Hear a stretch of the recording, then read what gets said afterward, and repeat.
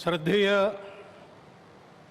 नृत्य गोपाल दास जी महाराज जी सहित उपस्थित सभी श्रद्धेय संतचरण,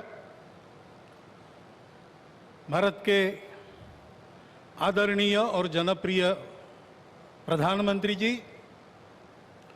उत्तर प्रदेश की माननीय राज्यपाल महोदया, उत्तर प्रदेश के माननीय मुख्यमंत्री जी, सभी नागरिक सज्जन, माता भगिनी, आनंद का क्षण है। बहुत प्रकार से आनंद है।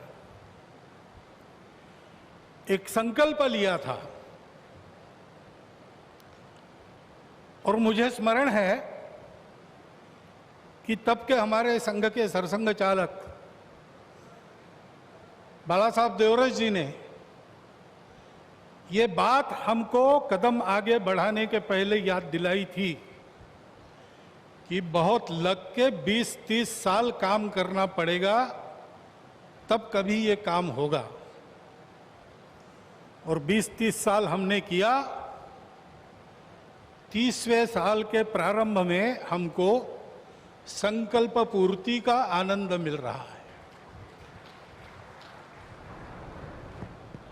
प्रयास किए हैं जी जान से, अनेक लोगों ने बलिदान दिए हैं। अरे नहीं आए, वो सूक्ष्म रूप में आज यहां उपस्थित है, प्रत्यक्ष उपस्थित हो नहीं सकते। ऐसे भी है जो है लेकिन यहां आ नहीं सकते।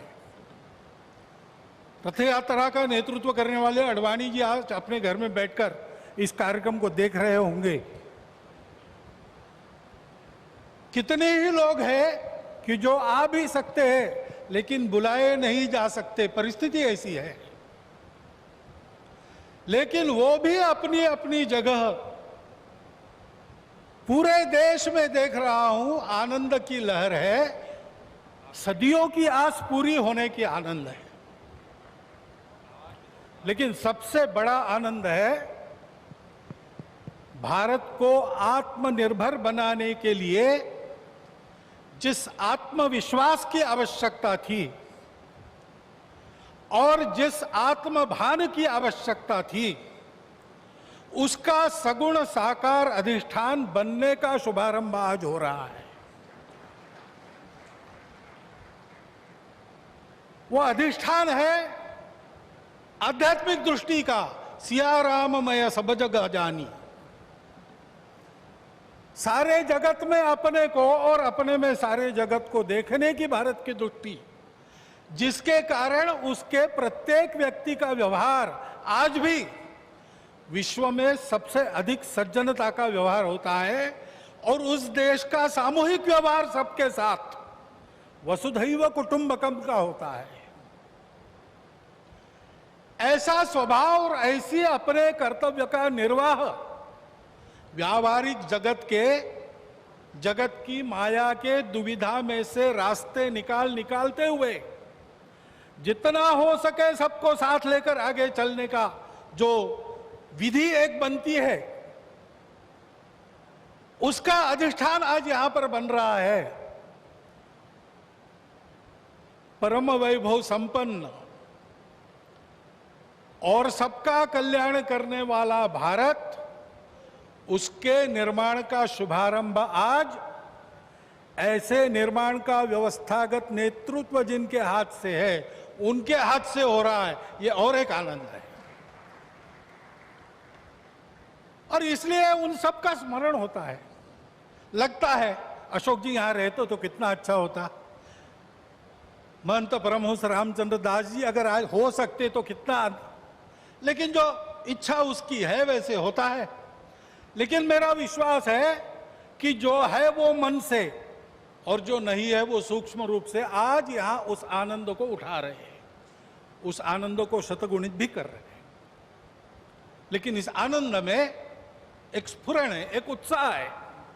हम कर सकते हैं, हमको करना है, वही करना है।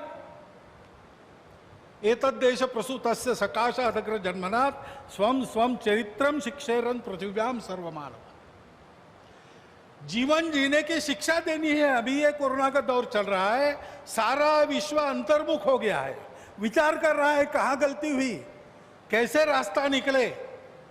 दो रास्तों को देख लिया, तीसरा रास्ता कोई है क्या? है, हमारे पास है, हम दे सकते हैं, देने का काम हमको करना है।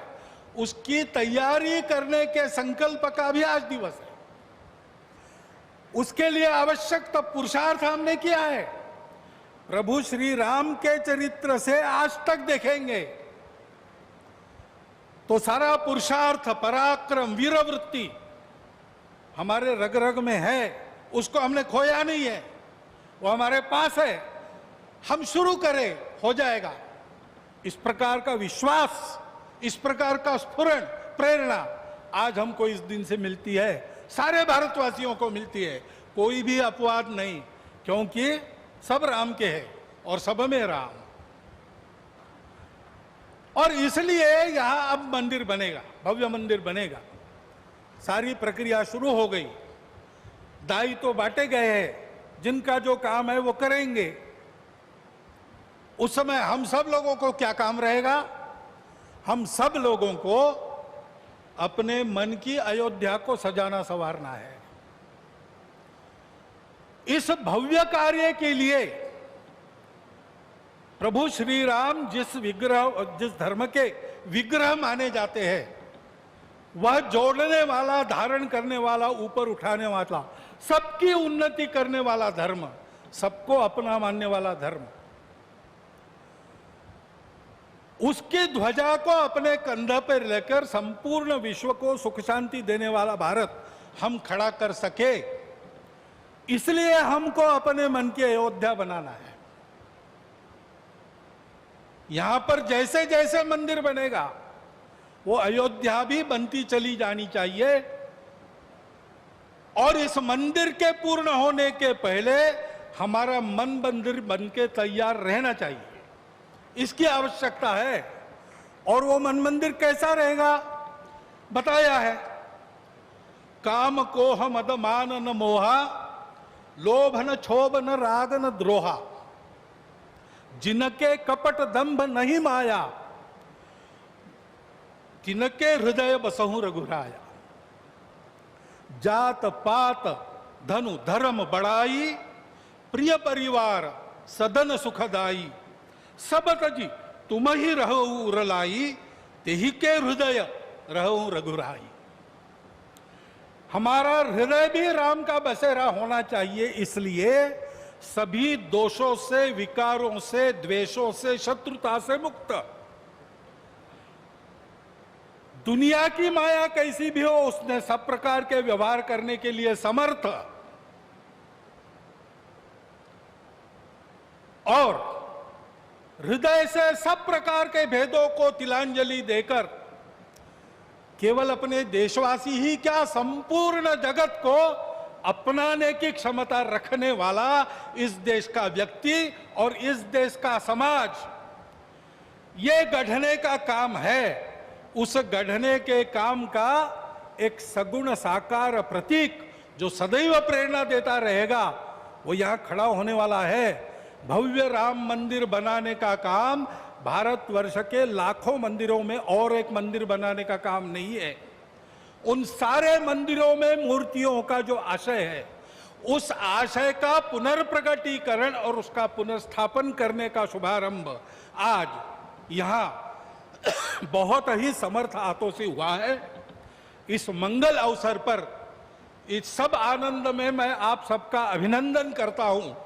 और जो मेरे मन में इस समय विचार आए, उसको आपके चिंतन के लिए आपके सामने रखता हुआ आपसे विदा लेता हूं। बहुत बहुत धन्यवाद।